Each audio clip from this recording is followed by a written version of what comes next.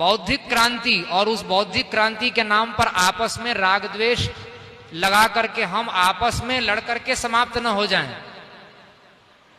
ये बहुत बड़ी नीतिगत त्रुटि होगी, इस पर ध्यान देना है।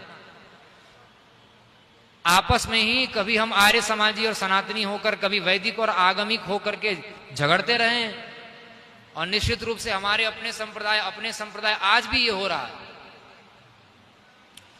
तो अनावश्यक के अपनी बुद्धि के स्तर के बाहर के झगड़े में हमको जाने की कोई आवश्यकता नहीं है।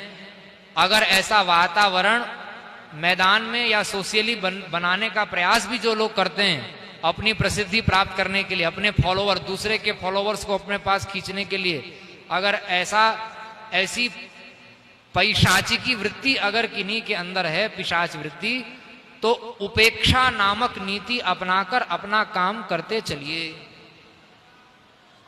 हम उपेक्षा नीति ना अपना करके ही प्रश्रय दे देते हैं, हमारी धारा, हमारी शक्ति बढ़ जाती है। और संगठन में मैं इसलिए कहा, गुरुदेव की योजना कार्यशैली को न समझ करके काम करने का ही दुष्परिणाम यह हुआ है। क्या दुष्परिणाम हुआ है? वो दुष्परिणाम ये हुआ है कि हमारी शक्ति संगठित हो करके वास्तव में जहां से हमको चुनौती प्राप्त है वहां तक हमारा स्रोत नहीं पहुंचा, और आपस में ही विभक्त हो गए, शक्ति कम हो गई। यद्यपि मैं एक बात फिर कह दूं, हम अभी संगठन की धरातल पर चर्चा कर रहे हैं। ये मत समझिएगा कि गुरुदेव की धारा से पृथक, गुरुदेव से, स्वामी जी से जो कुछ मार्गदर्शन प्राप्त हुआ है गोष्ठी के लिए, उसी में ही हम चर्चा कर रहे हैं, अपनी ओर से नहीं। कोई भी उद्देश्य गुरुदेव का ऐसा नहीं है जो गुरुदेव हमारे ऊपर या आप लोगों के ऊपर निर्भर हो उसको सफल करने के लिए। हाँ, ऋषिणाम पुनराद्यानाम वाचमर्थो विधावती, हम लोग सुनते हैं कि नहीं?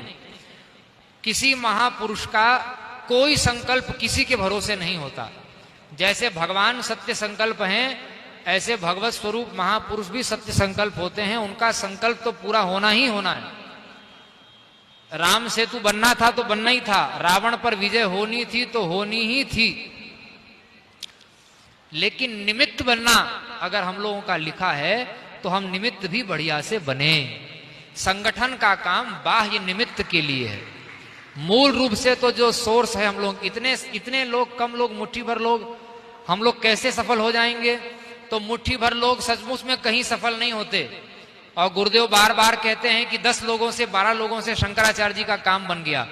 मुट्ठी भर लोग कोई काम नहीं कर सकते, लेकिन मुट्ठी भर लोग काम कैसे कर गए? तो इसलिए कर गए क्योंकि भगवान शंकराचार्य जैसे मार्गदर्शक उनके पास थे और उन्होंने उनके मार्गदर्शन का अनुगमन किया, अपनी पृथक से बुद्धि नहीं चलाई। हाँ, तो गांव में कहावत है ना कि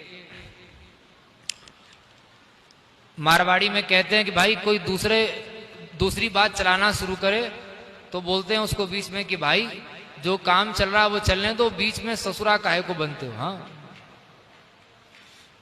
बीच में ससुर नहीं बनना है। तो बीच में अपनी योजना अपने दिमाग से ढाल करके हमको कोई दूसरा रोड मैप स्वयं नहीं चलाना है और चलाने वालों को प्रश्रय नहीं देना है। संगठन को लेकर के कई पुस्तकें हम लोगों के यहाँ से प्रकाशित हैं। उन पुस्तकों में आदित्य वाहिनी को लेकर के है कि नहीं, कई सारी पुस्तकें हैं। राजधर्म के अतिरिक्त भी और कई पुस्तकें हैं जिसमें उद्बोधन नाम है, प्रचार प्रकल्प नाम है, बाकी नीति निधि, नीति चालीसा, नीति सावित्री तो है ही, और धर्म संघ पीठ परिषद परिचय प्रकल्प, ये पुरानी पुस्तक है, वो भी उपलब्ध है, मैंने आज ही देखा है। इन पुस्तकों में पर्याप्त चीजें लिखी हुई हैं, उसमें कुछ फेरबदल करने की आवश्यकता नहीं है, उसको हम करते रहें। 7 बिंदु जो गुरुदेव देते रहे हैं, इन सब के साथ साथ वो क्या है हमारे पास में? सबसे पहले क्या हो? सबसे पहले साधना का बल हो। हाँ, ईश्वर का बल, धर्म का बल, और उसके बाद में सेवा का बल, संकीर्तन का बल, स्वाध्याय का बल, संगठन का बल। हो गया, सारे बिंदु आ गए। ये सब बिंदु गुरुदेव ने दिए, हमको साप्ताहिक प्रकल्प में उसी को क्रियान्वित करना है।